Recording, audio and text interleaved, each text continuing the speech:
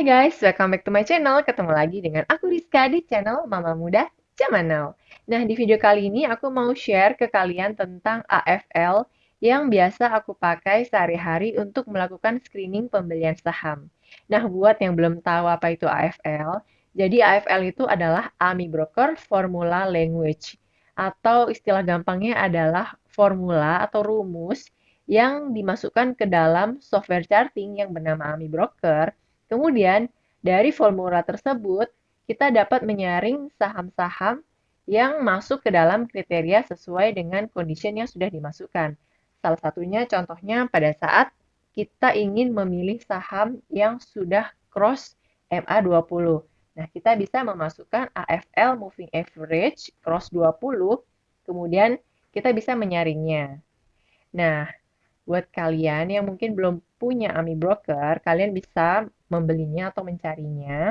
Kemudian, untuk cara instalasinya, aku akan membuatkan video khusus tentang cara instalasi dan menyambungkan dengan broker yang aku pakai, yaitu dengan Philips Securitas. Nanti aku akan membuatkan video khusus ya, dan mungkin linknya akan aku sertakan di deskripsi kalau aku sudah selesai membuatnya. Oke, tonton terus ya videonya sampai akhir dan jangan pernah bosen untuk mengikuti pembelajaran edukasi saham bareng aku, Rizka, Mama Muda Zaman Now. Nah, buat kalian yang belum subscribe, jangan lupa ya untuk subscribe dan nyalakan tanda lonceng. Oke, selamat belajar and thanks for watching. Oke guys, sekarang kita sudah berada di ProTrader, yaitu platform untuk trading online dari Philips Securitas. Nah, kenapa aku akhirnya memilih Philips Securitas sebagai broker aku dalam melakukan trading? Salah satunya adalah karena di Philips Securitas ini menyediakan data feed untuk AMI Broker. Dan tidak semua broker di Indonesia menyediakan data feed yang bisa disambung ke AMI Broker. Ada dua sekuritas yang menyediakan data feed AMI Broker. Jadi yang pertama itu Philips Sekuritas dan yang kedua adalah Jasa Utama Kapital. Sebelum memutuskan memilih Philips atau Jasa Utama Kapital, biasanya aku meminta untuk akun demo dulu terlebih dahulu ke CS-nya.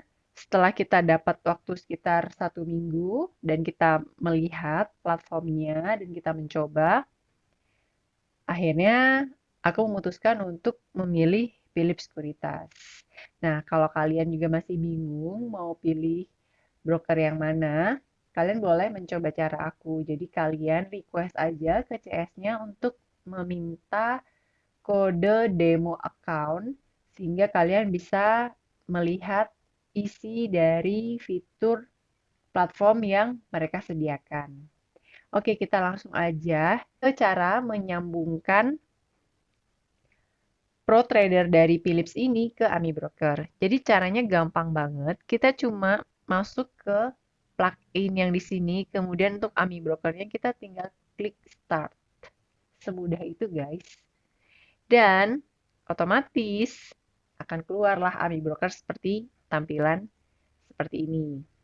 Nah, AMI Broker kalau baru kita install itu tuh kosong, nggak ada apa-apanya. Jadi kayak default banget tampilannya. Nanti deh pada saat di video pertama kali install, aku akan perlihatkan kalian gimana tampilan default dari AMI Broker. Dan jangan harap dari pihak Philips memberikan AFL, enggak sama sekali. Jadi selama ini aku itu benar-benar struggle mencari ilmu kemana-mana. Jadi di Telegram aku join, kemudian buku juga aku baca, dan akhirnya sampai sekarang baru aku menemukan AFL yang kayak cocok banget gitu loh untuk aku pakai. Nah, jadi ini adalah tampilan AMI Broker. Jadi kita bisa memasukkan banyak saham di dalam tab. Untuk analisa, nah kalau kita sudah punya AFL, kita bisa memasukkan di sini. Kita klik tab, kemudian New Analyst. Kemudian nanti di sini kita pilih AFL yang akan kita pakai sebagai alat untuk screening saham. Untuk keseharian aku dalam melakukan pembelian saham di sore hari, aku menggunakan dua AFL. Jadi ada AFL target, kemudian ada lagi AFL BB Explore. Nah, untuk AFL-nya, aku pertama kali mendapat dari stokbangladesh.com. Jadi ada dua, ada Bollinger Band Squeeze dan juga Target Achiever.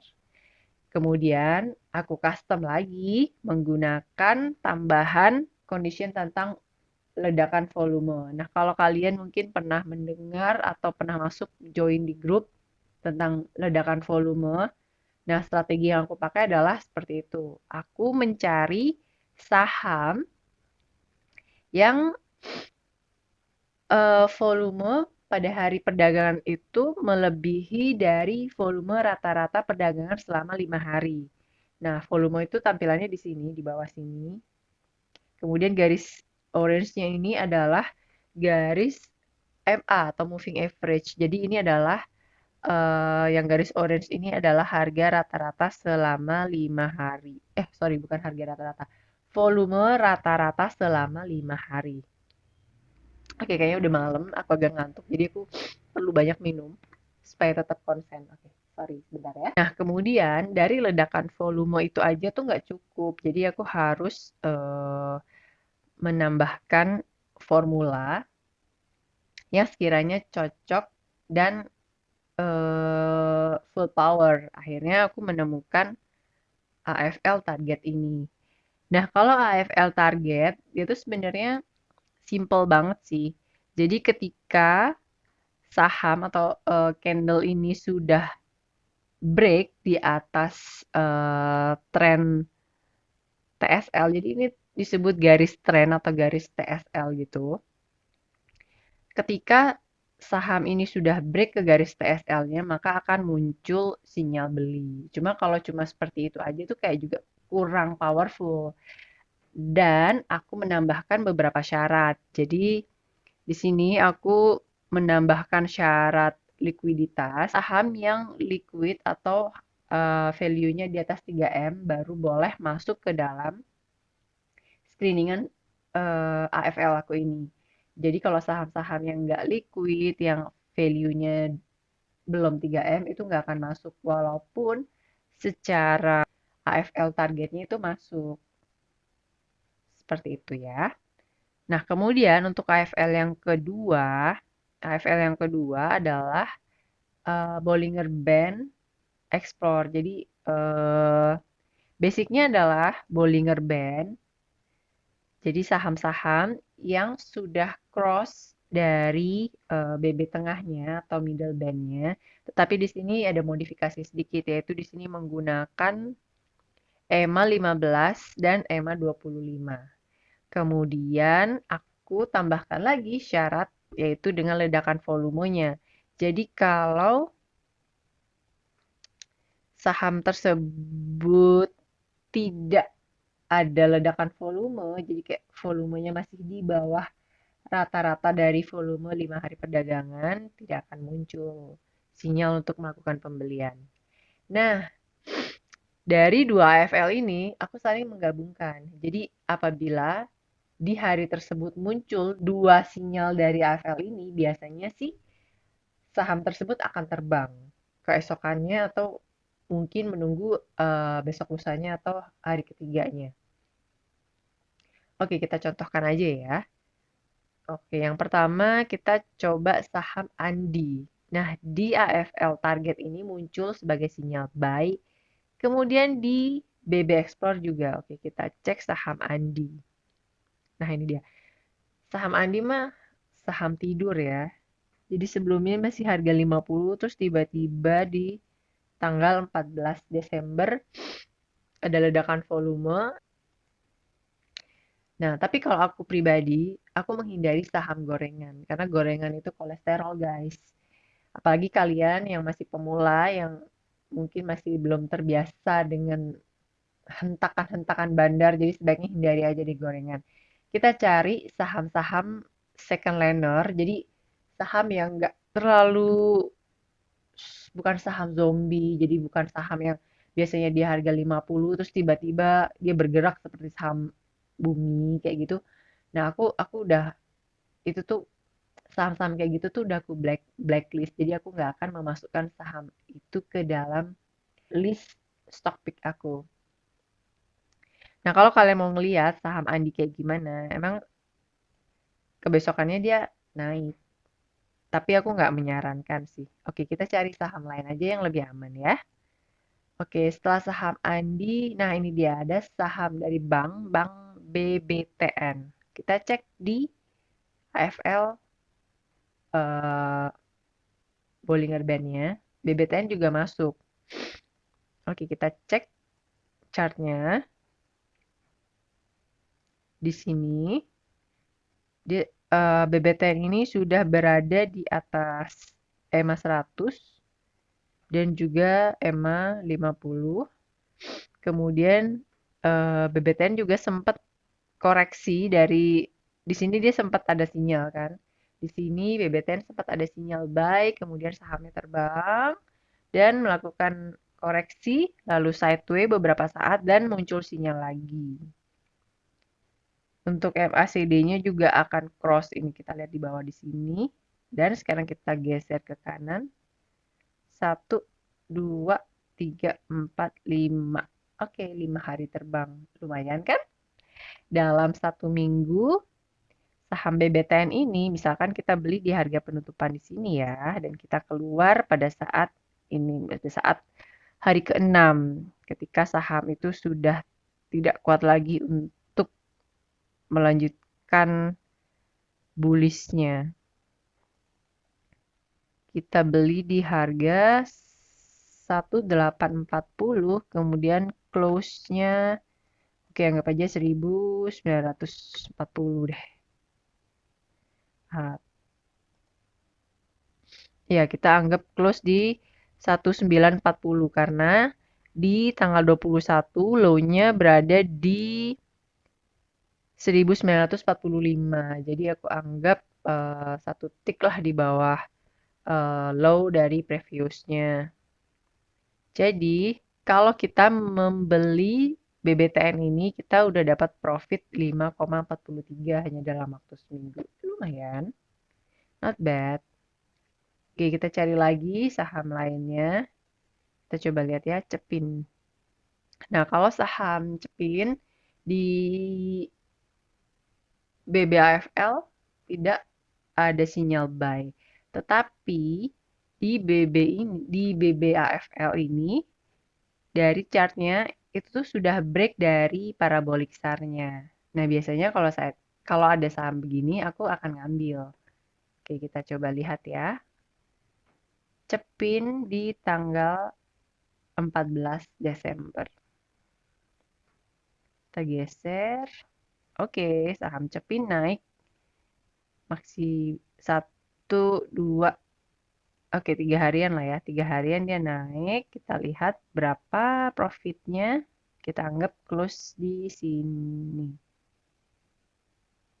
Oke, kita anggap close di sini deh. 3,91.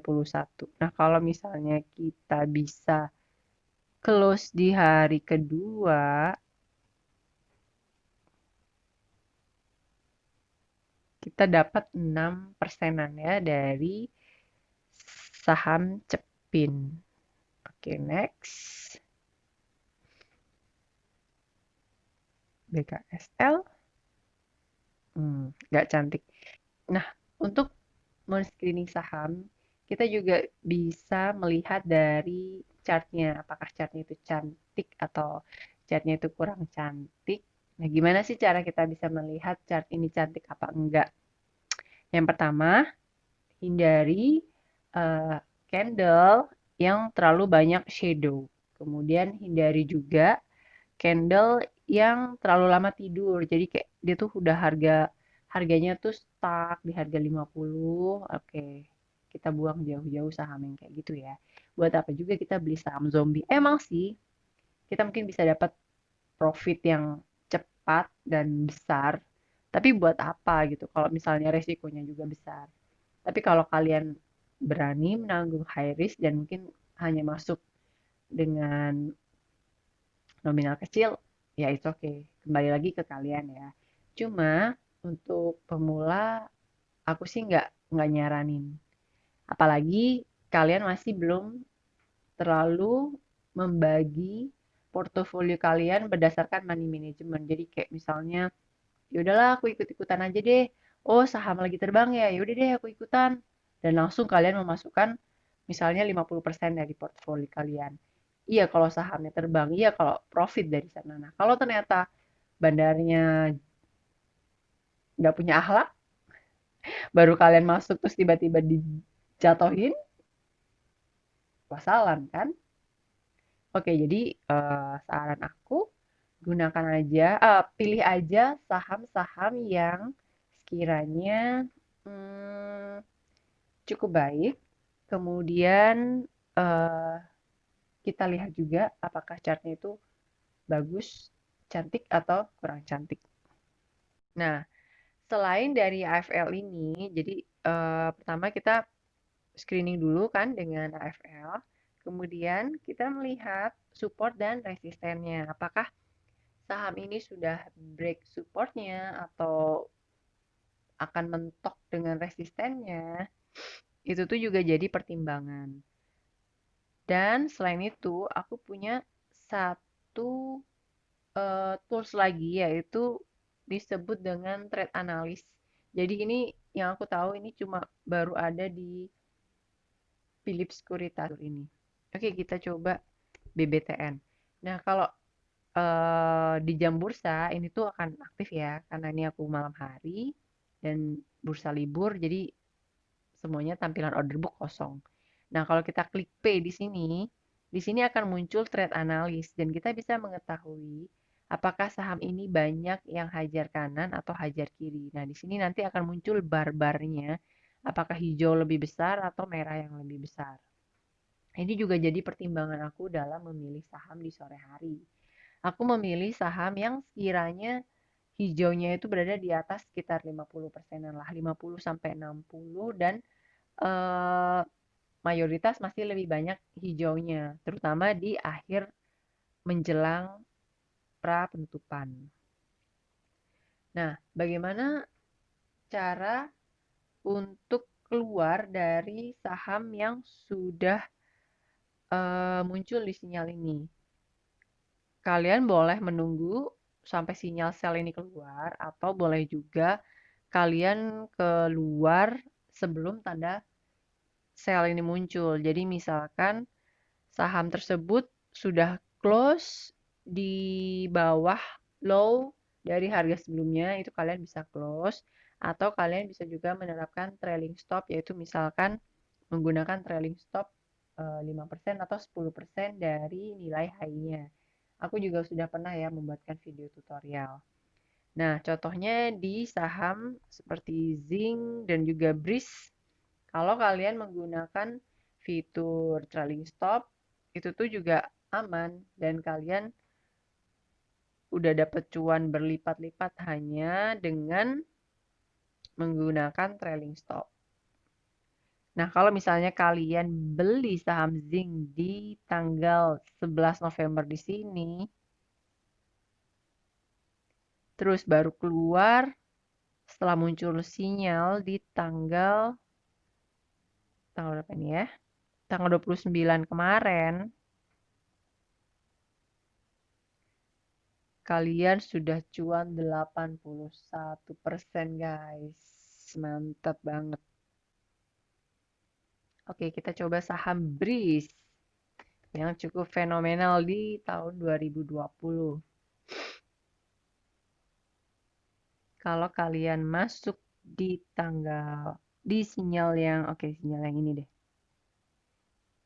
Kemudian keluar pada saat ada close yang lebih rendah dari low previousnya. Nah, keluarnya di sini. Ini kita sudah profit sekitar 64%. Nah, tips juga buat kalian. Jadi kalau misalnya kalian sudah beli saham, kemudian kalian menjual. Nah, sebaiknya kalian lupakan aja. Jadi, order book kalian jangan buka-buka lagi saham yang sudah kalian jual tersebut. Jadi, anggap aja saham yang udah kalian jual itu adalah mantan dan kalian jangan stalking lagi kayak sosmednya, kemudian nanya-nanya teman, gimana sih kabar dia? Ya udah benar-benar lupakan aja. Jadi, begitu kita ngejual saham saham tersebut, ya udah kita ganti deh ini order book ini mengganti saham yang lain dan jangan tengok-tengok lagi chartnya. Supaya apa? Supaya kita tuh bisa lebih legowo lagi bahwa ya udahlah kita dapat profit sekian, alhamdulillah. Oke, pembahasan aku kali ini cukup panjang ya, karena aku juga sembari sharing dan juga ngomong agak ngalur ngidul ya. Oke, itu tadi pembahasan dari aku tentang AFL. Kalian bisa download di link yang aku taruh di deskripsi. Kalau kalian ada pertanyaan, silahkan kalian tanya di kolom komentar. Oke guys, jangan lupa ya untuk klik like dan subscribe channel aku. Sampai jumpa di video selanjutnya and thanks for watching.